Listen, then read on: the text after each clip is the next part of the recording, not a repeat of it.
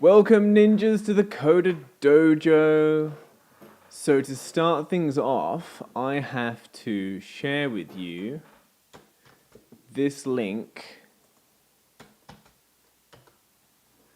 because Coder Dojo WA, Western Australia, which is looked after by another organization called Fogarty Futures, is running a competition called What's Next.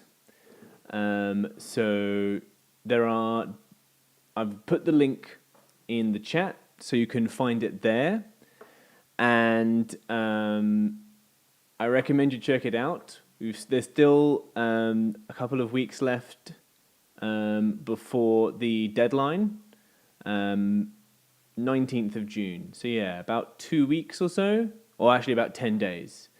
So you've got about a week and a half. And if you win the competition, you can win a Raspberry Pi. So that's pretty cool. So I hope everyone's had a nice weekend and that we're all ready to make the T-Rex game part 2. I'll just write into chat so there's some explanation for what that link is, I think. Click the above link for a Coder Dojo competition where you can win a Raspberry Pi. Cool. Alrighty. So, I will just show you a little bit of what we're going to be doing today first, while we wait for a few more people to arrive in the chat. If you've never been to a Coder Dojo before, feel free to write into chat, let me know. Today is a part 2, so I'm going to assume that most people who are here are familiar with Scratch. If you haven't done part 1 of this tutorial, that's fine. I'll put a link for that in chat as well. But I will show you, I think first I will show you what we got up to with our last session of making this T-Rex game. Alright, so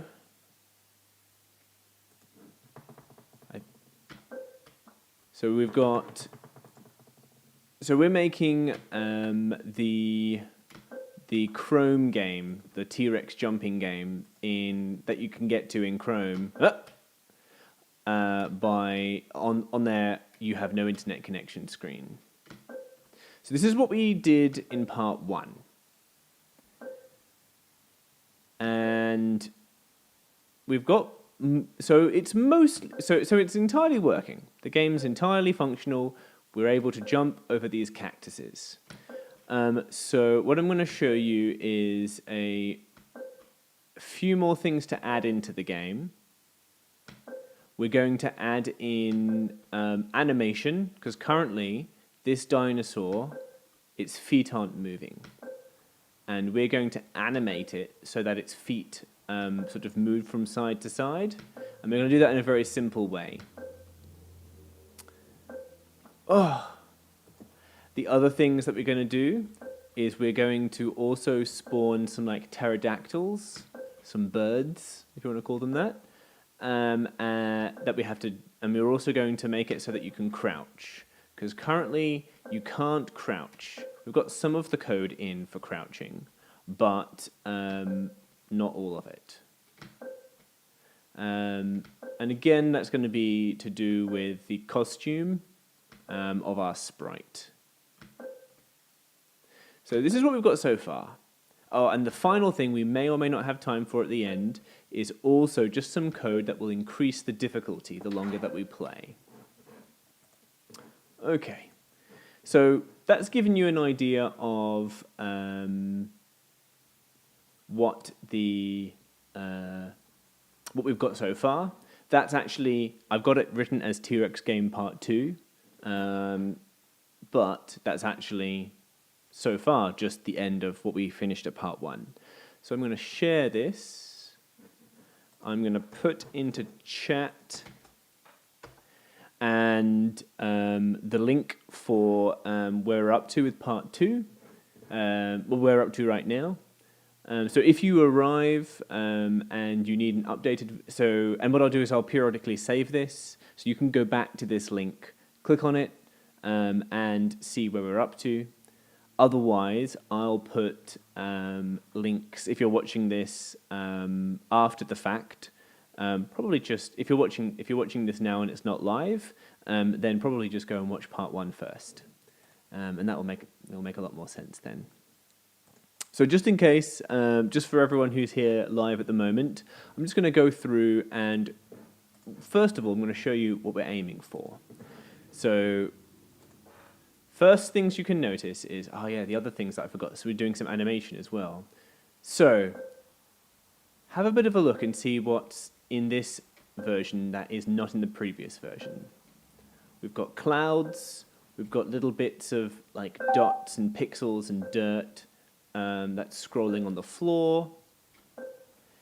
We've got the birds or the pterodactyls that are spawning. We can also crouch. Now this is a thing that's quite clever. So we're able to animate these legs moving, but at the same time we can also crouch. So if you've done animation in Scratch before using costumes, this is going to be quite interesting because we actually use variables to switch between 2 different sets of costumes. That might not make any sense just yet, but don't worry about it too much. It will become clear later. You'll also notice that as the game goes on, it gets harder. So that's another thing that we might get to. So let's move this across to the left side here.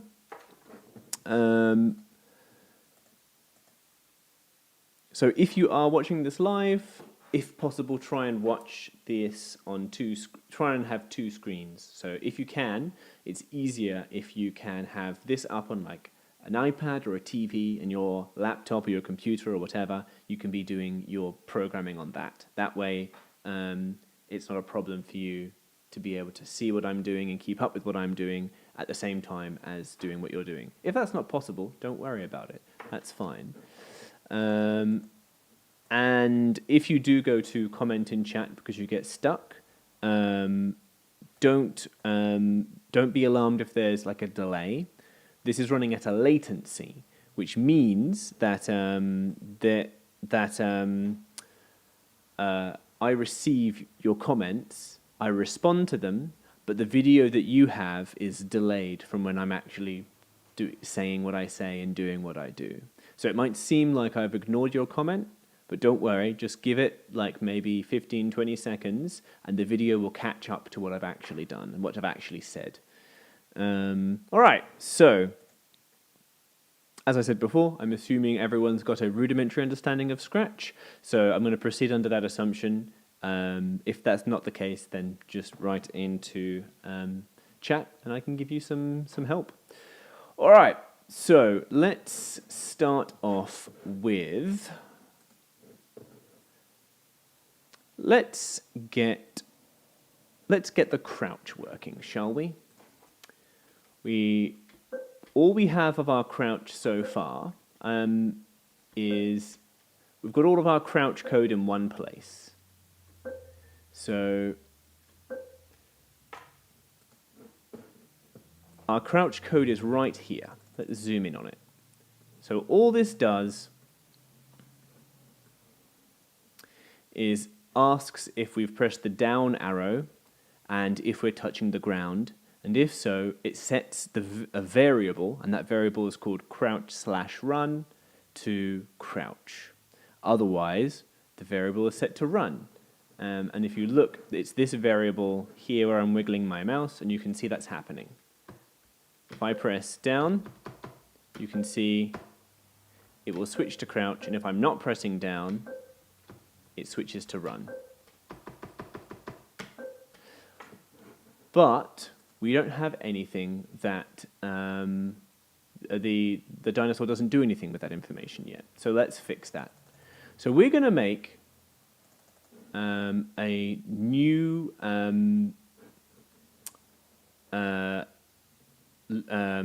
block of code for the dinosaur to animate. And we're going to put it over here where I'm wiggling my mouse. So go across to Events, the yellow category on the left. Grab when green flag clicked.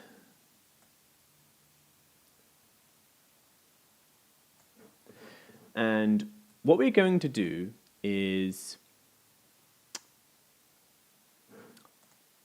so I'll show you the costumes that we've got for this dinosaur. We've got 4 costumes. So there's, and the costumes are called Run, Run 2, Crouch 1, and Crouch 2. So Run 1, Run 2, Crouch 1, and Crouch 2. So you've actually got 2 sets of costumes. Now, if you've done animation before, you might have used like a piece of code that's, says next costume, and it cycles through all of the costumes. But we can't do that this time because we need it to only cycle between either the 2 run costumes to make it look like the dinosaur's legs are moving, or cycle through the 2 crouch costumes to make it look like the dinosaur's legs are moving. And that's also important to make sure that our dinosaur doesn't collide with the birds, the pterodactyls. How's it going, Ms. Yeti? Might be a quiet one today. I don't think anyone's in chat, but that's okay. We just continue along. So all we've done so far, Ms. Yeti, is we've put out a when green flag clicked. The link for the Scratch project is just that last link, and I'll update it. So if you get a bit stuck, then just have another check of my project, and you can remix it. To answer your question about the Raspberry Pis, I don't know. I mean, you'll have to look at the website yourself. It might. Oh yeah, I'm not sure. I'm not sure which Raspberry Pi it is. So I'm just passing on the information. I'm not a ninja, so I can't participate. But, and the other thing as well, Ms. Yeti, because you're in the UK, I'm not sure if it's like a Western Australia specific thing. But just check out the website. Maybe get your parents to have a look at it as well, and you might be able to figure it out. All right, let's get back to the coding here. So we know what we want to do. We want our costumes to either go between these first 2 constantly or these second 2 constantly. So let's make a very simple variable and a bit of code that swaps between the number 1 and 2 pretty quick. So what we're going to do is we're going to make a new variable. So go across to the variables category on the left. It's the dark orange category in the middle of the left. We should already have 5 variables. We're going to make a new one. So click on make a variable. We're going to call this animation frame. Needs to make sure you've clicked for all sprites. Might not need to be for that, but that's fine.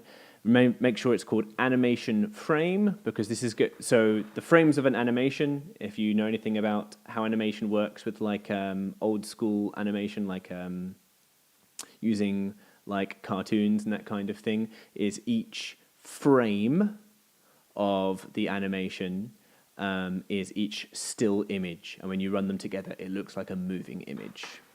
If you don't understand that, don't worry about it. Hopefully once we put the code together, it will make a bit more sense. So the first thing that we should probably do with our, now that we've made our new variable, is make sure that the variable is always set back to 0 when the game begins. So make sure that, so get a set animation frame to 0, and pop that underneath when green flag clicked. Let's zoom in on this. Nice. Okay, now we already have a code that talks about crouch run. So let's grab a set. Do I do this anywhere else? Sorry, one thing, let me just check something. Actually, we may not even need that.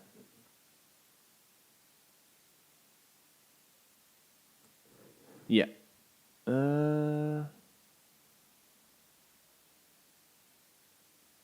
Yeah, we don't even need that actually. Yeah, that's fine. So yeah, we only need the first this set animation frame to 0. That's what we need.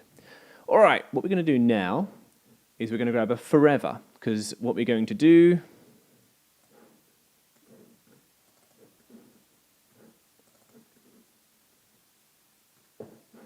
is we're going to go to variables.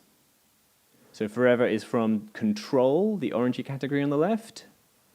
And inside that forever, we are going to, remember we want a number that will switch between 1 and 2 over and over again. So first of all, we're going to say change animation frame by 1. So it's going to count up.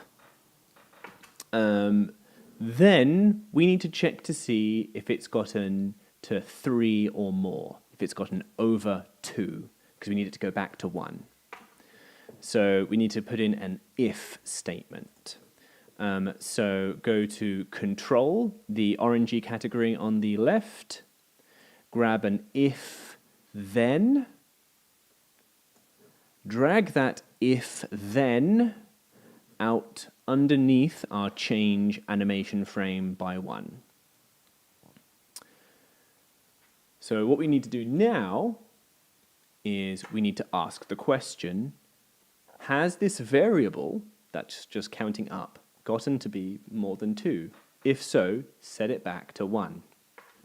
Seems like a lot of work to make a variable just flick between 2 different numbers, but we need to do it this way. So to do that, we go to operators, the green category on the left. And then you need to get out this little kind of gem shape, this 6-sided kind of hexagon. I kind of think of it as like a gem shape or a jewel shape, because I don't know, like video games, that's a shape that gems usually are. And there should be like 3 in a row which have a space, a symbol, and then 50. You want the first one. This is an arrow that's pointing towards the 50. This symbol is more than. Drag that out, and it should fit nicely into our if-then. So what you need to do now is go back to variables, grab this circular animation frame variable. Should be the one at the very top, just like I've got here. And you bring this and drop it in the first of the 2 sort of sockets in our more than operator. Just like that. So we should now have, and then we click on this 50 and we type in 2. So now we should have, when green flag clicked, first set animation frame to 0. Forever, change animation frame by 1, so that adds 1 to that number. If animation frame is more than 1, we are going to set, more than 2, we're going to set animation frame to 1.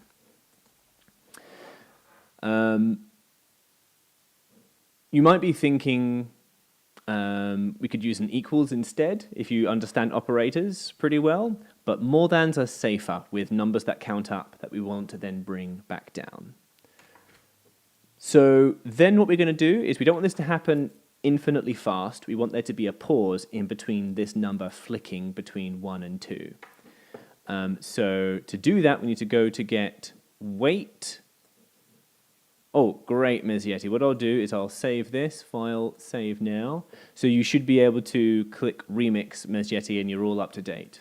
And I'm just in the Dinosaur code over where we've got when green flag clicked, set animation frame to 0, and a bunch of stuff underneath that. Okay, so we drag out after our whole if statement, underneath that if, make sure it's not inside the if, make sure it's underneath, wait 0.1 seconds. All right. And we actually haven't done anything with our score yet, so we're going to do that now as well. So what we're going to do is we're going to grab another change variable by. So in this, so you go to variables, the dark orange category in the middle left of the screen. Grab, it should say, mine says change animation frame by 1. Drag that, let's put it underneath the wait. Underneath the wait 0.1 seconds. And then you click on this white triangle here and select score. So this is basically going to increase two numbers 10 times per second. So this code, you might not understand what this is for yet. Let's just have a look at it in action. So we've got this, look at this variable here. All it's doing is this number is going 1 2 1 2 1 2 1 2 1 2 1 2 1 2 1 2 1 2 1 2 1, and that's it. That's all this variable is doing. It's just switching between the number 1 and the number 2, and it's doing it like 10 times every second, every 0.1 seconds. And we've also got our score going up now. So our score increases the longer that we've been playing. So we're this bit of code is doing double duty. So let's make it so that our code actually uses this now. Let's make it so that our dinosaur actually uses this variable to calculate which costume it's using. So once you've got all that, I'm going to hit save again. Ms. Yeti says, since I don't have an account, I can't remix, so I'm downloading the project and opening it in Scratch Desktop. Don't you have a new Scratch account though, Ms. Yeti? I've seen you use I've seen you on like 2 different new accounts. Just open it with one of your new ones. I'll just save it again so it's all up to date if you need to download it again. Ms. Yeti said, Scratch froze. Well, oh dear. Sorry to hear that, Ms. Yeti. Okay, so this block of code here, when green flag clicked with a bunch of stuff underneath it, that's all done now, for now. We're going to come back to that later to put a note on it so that we know what it does. Everything else is fairly nicely labeled using my blocks. And it's good to have our code labeled so we know what it does. But for now, let's make this all come together. And it's going to come together in a single line. So what we're going to do is we're going to come to this piece of code, which is the when green flag clicked. And it's got a forever loop with 3 red lines in it: gravity, crouch, and die. Each of those red lines, lines of code, that is, red words, that links to an entire block of code. In programming, we generally refer to this as a function. It's not technically always the case. Sometimes there's slightly different things other than functions, but for now I'll just call them functions. And you can see we've got like 4 different functions: gravity, crouch, die, and even one over here called jump as well. And basically, whenever you use this single little tiny little block of code, this little jump square or this little gravity square, it will run all of this stuff underneath define gravity. So hopefully that makes sense what the my blocks do. What we're going to do is so we want to, when green flag clicked, set score to 0, set y velocity to 0, forever gravity, crouch, die. That's the piece of code that we want. We should already have it. Have a look at that with me. We're going to add a new line into it. We are going to go to looks, the purple category on the left, and we are going to get switch costume to. switch costume to, and in mine says switch costume to crouch to. We're going to change that, but grab that out, switch costume to, put it right underneath where it says die. Switch costume to crouch to. And then we're going to do something that I don't think we've ever done before in any of our tutorials. This is super useful. We're going to go to operators, the green category on the left. And we're going to get something called join. So you'll have a look down this list and you'll find one that says join apple banana. Okay? Grab that, join apple banana. And you'll notice it's all rounded, so we should be able to drop it straight over where it says crouch to. So now it should be switch costume to join apple banana. Join is very clever. What it can do, what we're going to use it in this case, is we're going to take one variable and another variable, and we're going to put them together.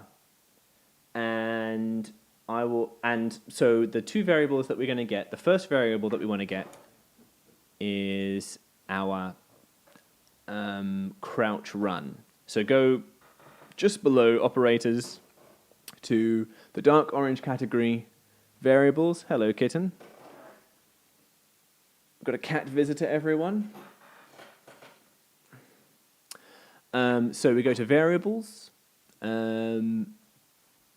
We look through our list of variables and we get crouch/run. That's the variable that we want.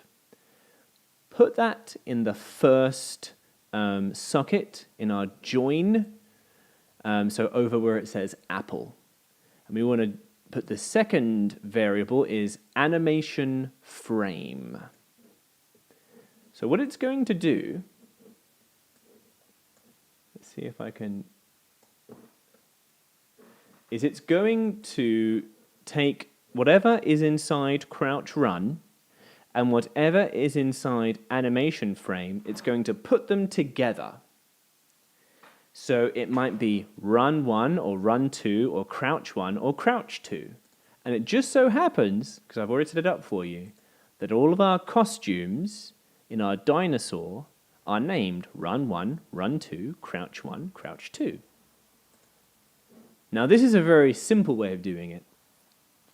You can use this to make Pokemon or Zelda-style animations whereby you can have a character that's got an animation for them walking, right? They might have an animation where they're walking, they're moving like this. But if you have like a top-down game where they can walk up and down and left and right, they might have an animation where they can do this, or this, or this, or they've turned around and now you see the back of their head. Like in the old school Pokemon games or the old school Zelda games. And this is how you can make this happen, by using joins, using some kind of animation frame counter and some kind of variable dictating which direction you're going. But for now, let's just see if this works. So just a final reminder, our line should be switch costume to join crouch run animation frame. And let's see if it works. And it does. So, first of all, you can see crouch run is set to run, and animation frame is flicking between those two numbers like it's supposed to, which means if you look at the little legs of our dinosaur, they are moving left and right. Doopy doopy doopy doop, like it's running. Also, let's see if the crouch works. Yes. And you'll notice with this crouch that even when he's crouched,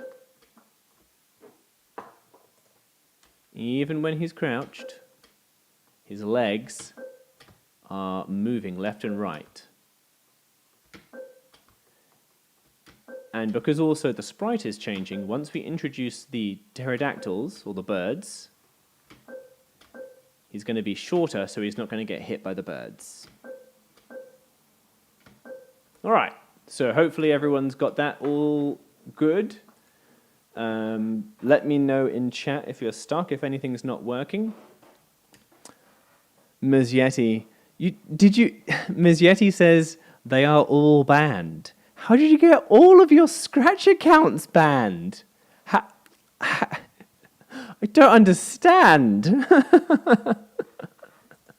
You said you were using a third-party site which broke the terms and conditions.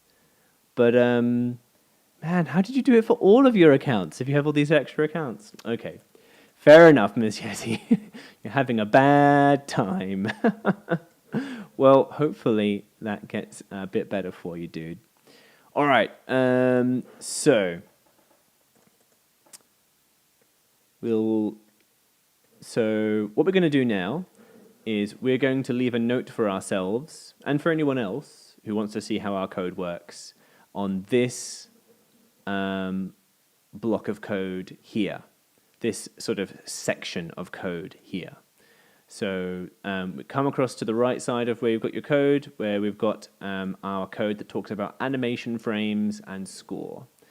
And we're going to right-click on when green flag clicked. You don't have to do this, but I'm just going to demonstrate this just because it's good practice, both for other people understanding your code. It helps you to collaborate with friends when you all want to be working on stuff together. That way you can all code on stuff and know what each other's code does, and you can build on what each other is doing. Very important. I mean, right now you might be doing projects mostly by yourself, but if you ever get into computer programming, you'll always be, or almost always be, working in a team, and then you need to be able to add comments to sort of talk about what your code does. So, right-click on when green flag clicked, and then normal click on where it says add comment. And just, I think what I put in my original was this code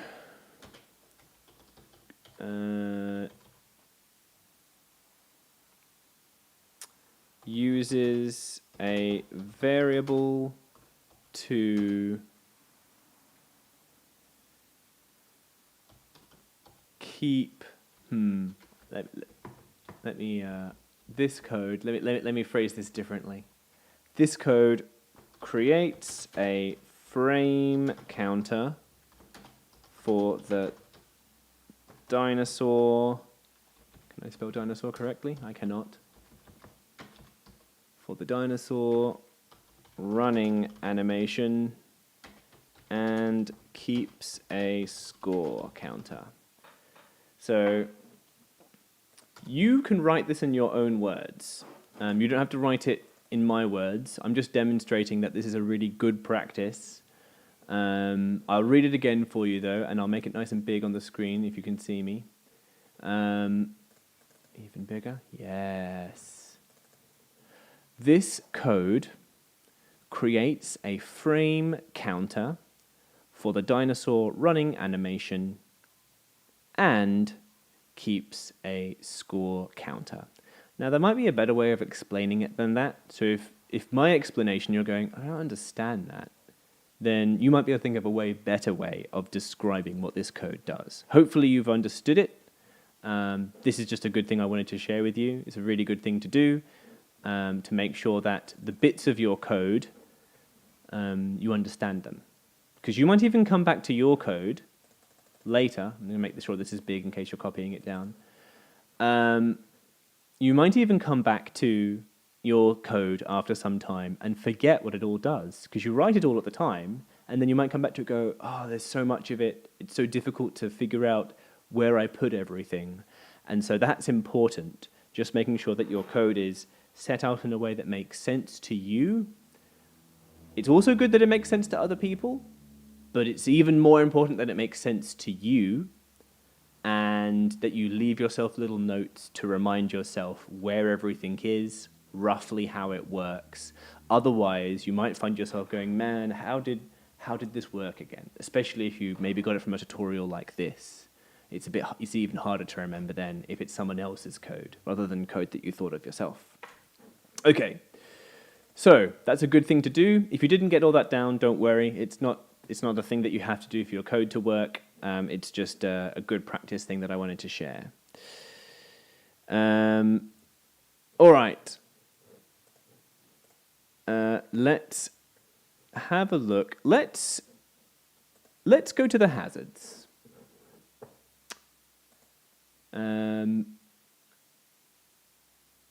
And let's put the code for our scenery and our dirt, I think. Yeah, cloud. So yeah, the scenery is cloud, and the dirt is like different types of dots. So we already have this code in hazards. Let's have a look at this code in our hazards. We're going to copy this code across to scenery and across to dirt later. First, let's understand it.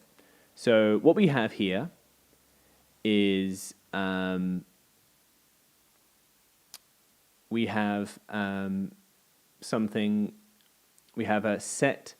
We have when green flag clicked, set x velocity, it's the variable, to -6, and set hazard spawn rate to 2.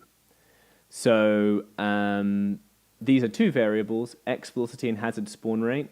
X velocity is how fast all of our hazards move from the right to the left. That's -6 pixels. That's the speed that they are traveling at, which means that later on, if we get to it, we can actually make them speed up. Hazard spawn rate is how many seconds it waits in between each time it creates a hazard, a cactus in this case, right? It's 2 seconds. 1, 2, 1, 2, 1, 2. And you can see, and so again, we could make that number smaller if we want them to spawn faster. So, hide, so looking back at our code, we've got underneath setting our two variables, this original hazards sprite hides because we're going to make clones out of it. Hopefully you've covered clones in the previous session before. And it goes to these coordinates. The coordinates are x 250 and y equals -42, which is like literally my mouse is over it, is like right here. It's going to be right in the middle of the screen, sort of on the line, but sort of in the sort of middle right of the screen, if that makes sense. And then forever create a clone of myself and wait hazard spawn rate seconds. When I start as clone, switch your costume to a random of 1 to 4. If we look at the costumes, there are 1, 2, 3, 4 costumes, and then the bird is 5 and 6. So we've not been using the bird just yet.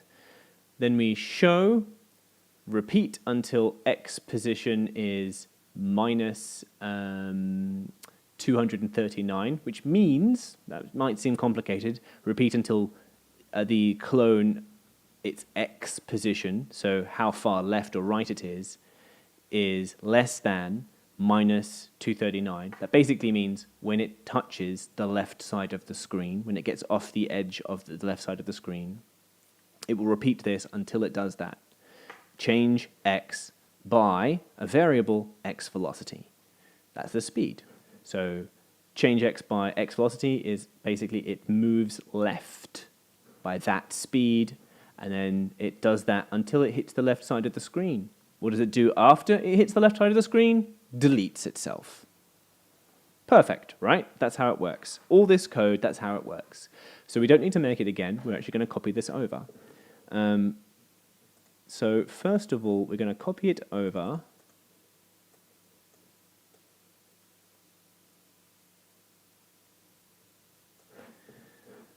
We're going to copy it over to, we're going to grab this piece of code. When green flag clicked, get the whole thing, drag it and drop it until our mouse is over our dirt sprite. Got there. So you can see how I've done it here, and then when you let go, the code goes back to where you got it from, but then if you look in dirt, now it's also in dirt. We're going to do the same thing with our when I start as clone code, take it from hazards, drop it onto dirt, and now we have all this code copied over. Perfect. So let's do some changes here. We don't need this code set X velocity and set hazard spawn rate. We don't need any of that. So just pull the hide down a little bit and then pull these two set variables off to the left to delete them, and then close the code back up again. Hopefully that makes sense. So you just need to take out the two lines underneath when green flag clicked, those two set variable to, and then close it up again. The next thing that we need to do is we need to change where the dirt is spawning. Yes. So what we're going to do is we're going to actually take this go to X and Y. So if you pull it apart, you pull the forever down and then pull the go to X 250 Y minus 42 down. And then take this go to and put it inside the forever. Because what we're going to do is we're going to make the dirt spawn a little bit lower than the line. Because remember, the cactuses spawn above the line. By putting in a random number on this Y. Okay, so what we're going to do next is we're going to go to operators, and we're going to grab a pick random 1 to 10. So that's operators, the green category on the left. Grab the line that says pick random 1 to 10, drag that out, and put it over the Y. The Y dictates, the y-axis dictates how high or low the sprite is. We want these to spawn a little bit lower, but we want them not always to spawn in exactly the same spot, because that would look weird. So you can change these numbers a little bit yourself if you want. I'm just gonna go minus 60 to minus 50. So pick random between minus 60 and minus 50. And I think the only other thing that we need to have a look at is we should have switch costume to pick random 1 to 4 right underneath when I start as clone. Yeah, that's fine. That can actually stay the same. Cool. All right, so yeah, just to repeat, we get our go to X 250. That should be the same. But Y should now have pick random minus 60 to minus 50. And you can play with these numbers a little bit if you want. Let's have a look and see how that looks. So now, yes. So we are getting these dots. They are spawning approximately where we want them to, but they are also spawning directly underneath the cactuses, which looks weird. But they are also traveling the same speed as the cactuses, which looks good because it makes it look like the ground is moving at the same speed. So let's fix that, shall we? What variable dictates how often these spawn, these bits of dirt spawn? If you know the answer, write it in chat.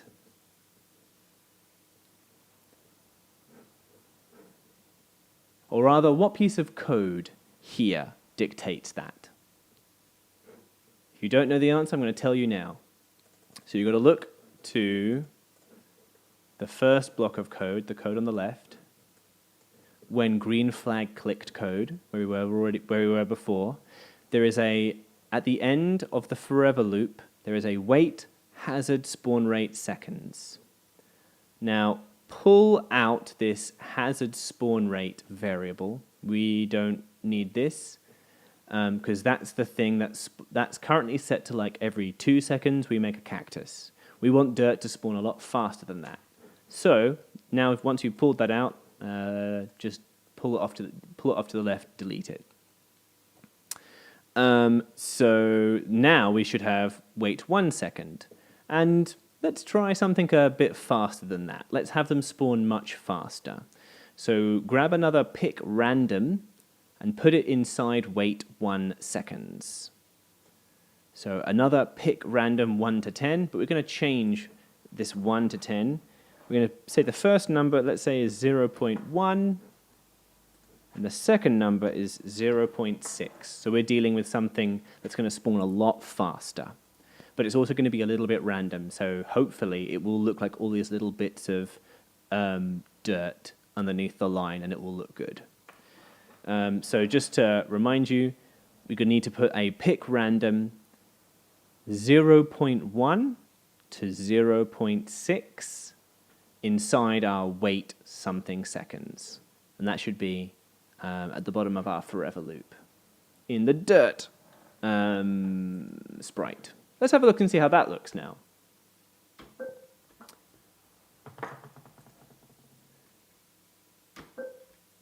Okay, that looks good now. We've got all these little bits of dirt. The ground now has a little bit more character, and it's moving the same speed as the cactuses, right? Yeah, that looks good.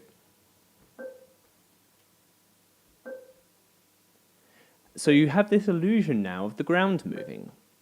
This ground looks like it's moving, and it looks like the dinosaur is running. So let's do one more thing. Let's do the same thing for, let's copy our code the same way we did from the hazards, from the dirt to the scenery. So do the same thing, grab when green flag clicked, drag that over to scenery, the sprite scenery in the right side of the screen, and let go. Do the same thing for the piece of code when I start as clone.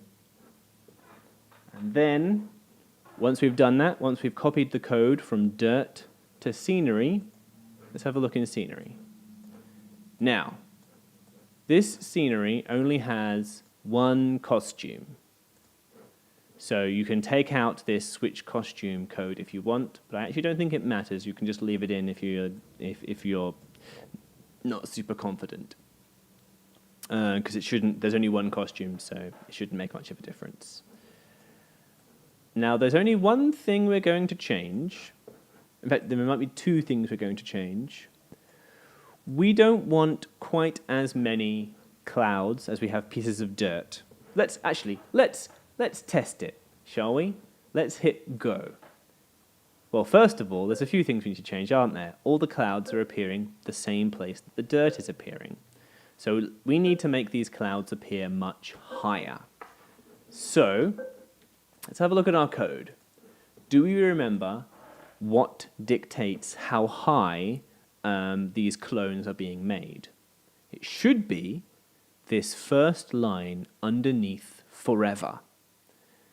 And is it the X that dictates how high things are, or is it the Y? Put your answers in chat, if you know.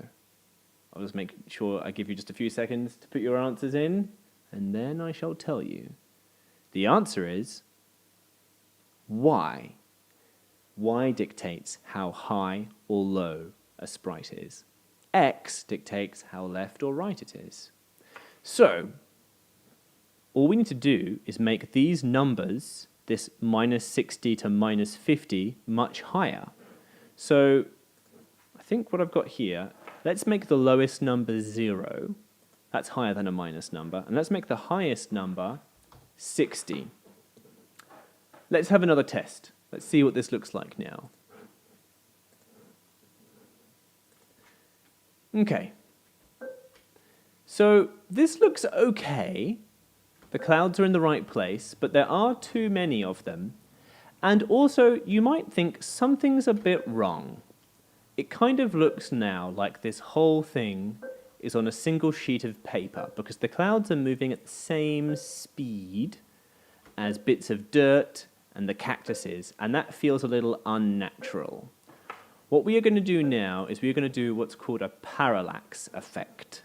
A parallax effect is the effect that something farther away, when you're looking at like a scene of mountains and clouds and that kind of thing, looks like it's moving slower. If you're driving in a car and you're looking away at some mountains or some giant buildings that are very far away, they don't move very fast.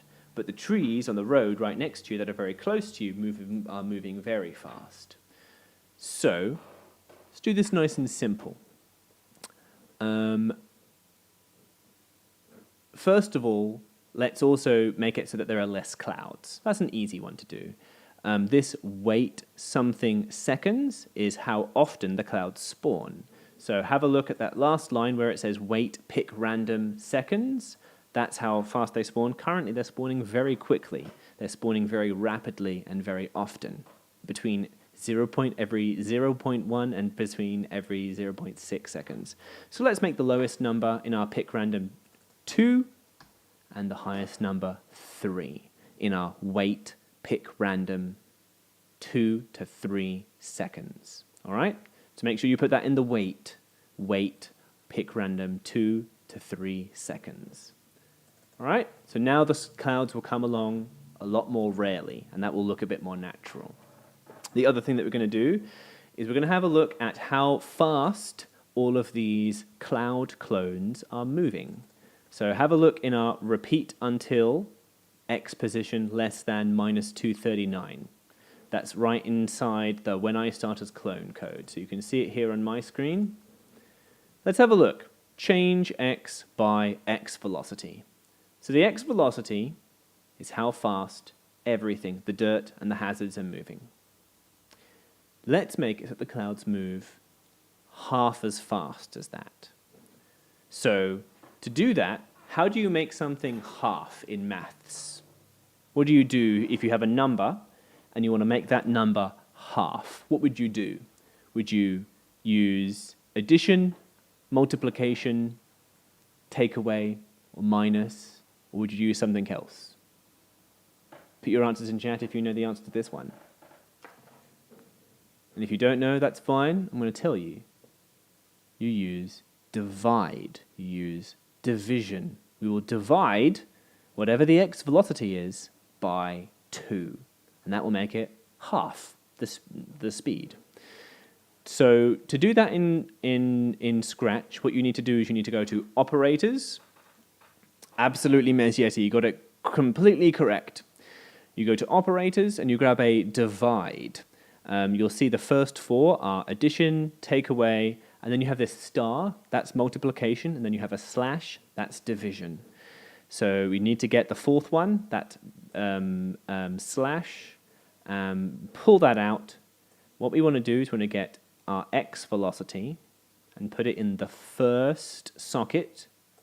We're going to take this whole thing, this whole green thing, x velocity divided by, and we want to put it by 2, and we want to take the whole thing and put it back inside our change x by. So now, this change x by x velocity divided by 2, the speed at which these clouds are moving is going to be half as fast as everything else.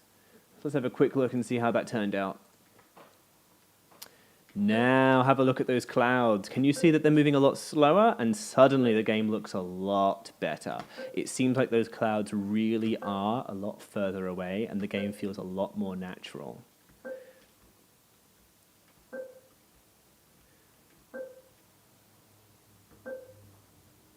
So, all we have left to do now is add in the birds to the hazards and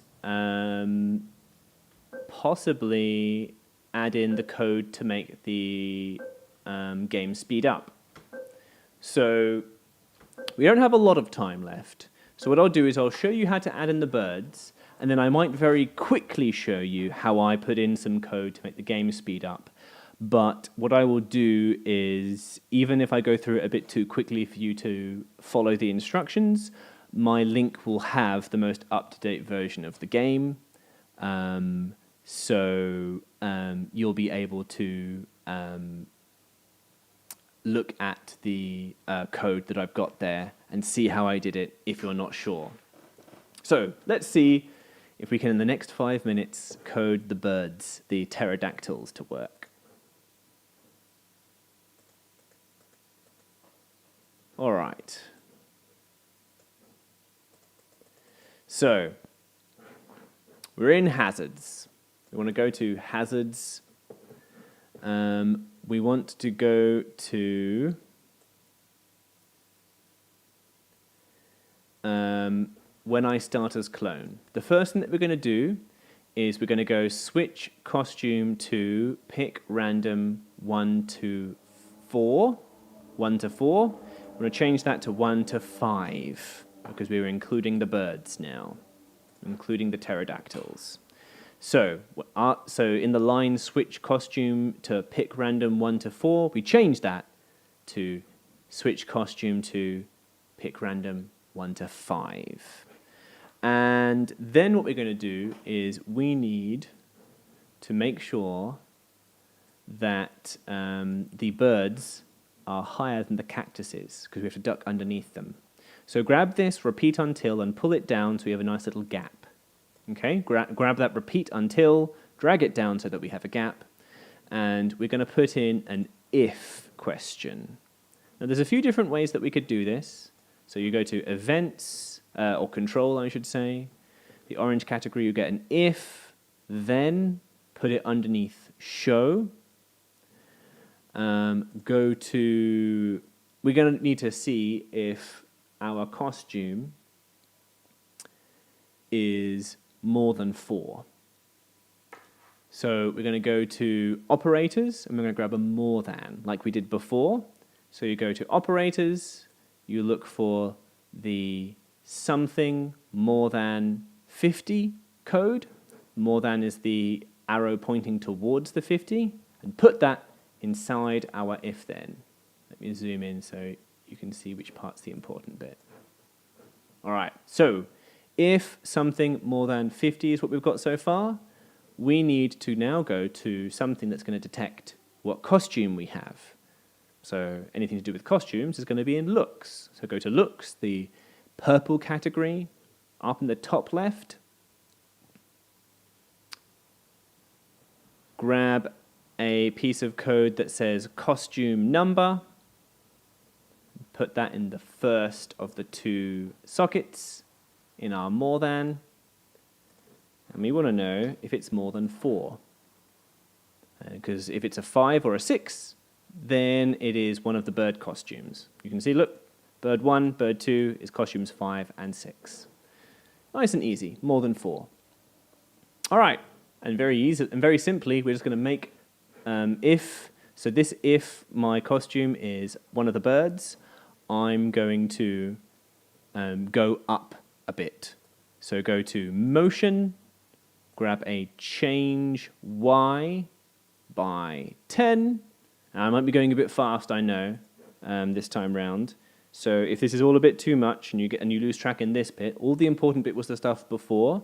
This stuff is just kind of cool and bonusy. So if you get stuck in this bit, just rewatch the last bit of the video again, and that way you can pause me and check all of my code. We want to grab change Y by 10, put it inside our if. But let's change that 10 to 60.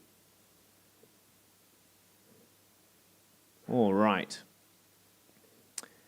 Now,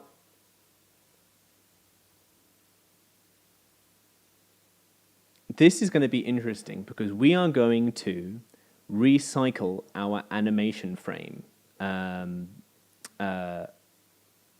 variable. As in, we're going to use it again. When I say recycle, we're not going to get rid of it. We're going to use it again. So, first of all, let's just see what that does. So what we should have is approximately 1 in 5 of our hazards should be the bird, but the bird is not yet flapping. Hopefully everyone's with me so far. Is it not working?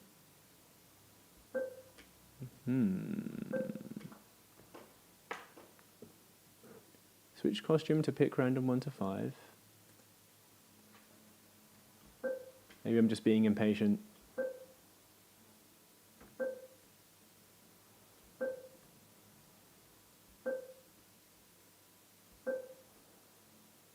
Have I missed anything? Hey, finally! It took a while. So you can see there, we need to jump over, so we need to duck underneath the birds. But when the bird appears, it's not flapping its wings. So what we're going to do is I'm just going to show you some code that helps you, that will help the birds to flap their wings. Very nice. Got two birds there. Okay. So what we're going to do is we're going to go to My Blocks. We're going to click on Make a Block. My Blocks is the red category on the middle and sort of the bottom of the categories on the left. We're going to call this one Bird Animation. And because I'm running out of time, I can't take this as slow as I would like. So don't be alarmed if you can't quite keep up with this. Don't worry. Watch the end of the video again once it's done and pause me so that you can keep up. So we've got our define bird animation down here. We're going to grab out our bird animation block that we've made and put it right above or below, that's fine, change x by x velocity, right? Okay, so that's going to run everything that's in here. So now we're going to get a very similar, we're going to get a, let's duplicate all of this code, put that over there, take the repeat until off, because we want if costume number more than 4. Take out this change y, don't need that. So we want if costume number more than 4, which means it's one of the bird animations. It's one of the birds. We're going to grab a switch costume 2. Now you will find that you recognize this code, because it's basically the same that we do with the dinosaur. So we have switch costume 2, we're going to use a join apple banana. But the first thing that we want is it to be bird. We're going to type that in manually. And then we need an animation frame variable. Oh, but we already have one. So go to variables, grab animation frame, and put that in the second part of the join. I know I did all that very quickly, so don't be alarmed if you need to like rewind or pause. I'm just going to keep it on the screen for a little bit. So define bird animation. If costume number more than 4, then switch costume to join bird animation frame. So now, if it's a bird, it will swap between these two different bird animations with its wings going up and down. Okay? So now we should have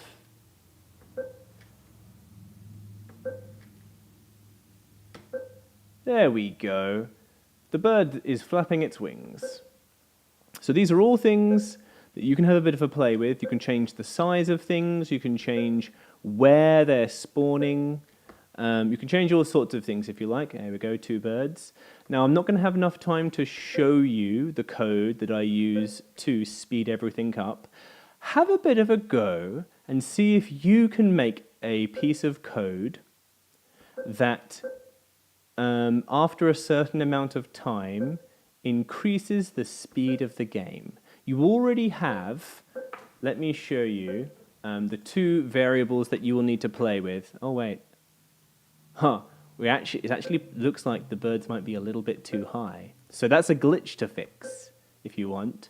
You can make the birds spawn a little bit lower. If you've been paying attention, you'll, oh there we go, the birds do still kill you sometimes, depends how fast they're flapping their wings. So, the code that I will link in the comments to this video, so come back later to check the comments if you want to know, we'll have the code. The Scratch project that I link will have the code of how to speed the game up every so often. But if you want to have a go of it yourself, it'd be a good challenge. The two variables that you need to keep an eye on are these two here, in the bottom right corner of the screen as I've got them. X, or wait a second. Is my what's it called? Is my head in the way? It is, my head's in the way. It's these variables, x velocity and hazard spawn rate. X velocity is the speed at which they are moving. So they're moving left because there's a minus there, and they're moving at a speed of 6 pixels. So if you change that to 7, they'll move faster. Change that to 4, they'll move slower. If you change it to -7, they'll move faster. -4, they'll move slower. The minus is what makes them move left as opposed to right. The hazard spawn rate is how often they come around. So have a bit of a play with those if you want. Or if you want to see how I did it, check back the video a little bit later. I will put an updated link to the project in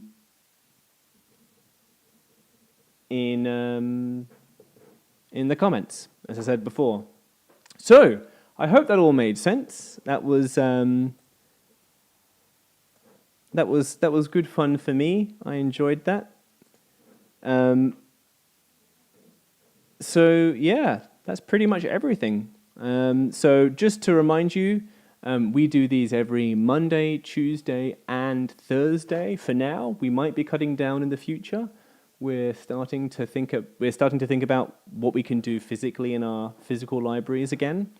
But tomorrow, I believe, is the 2-player Splatoon game.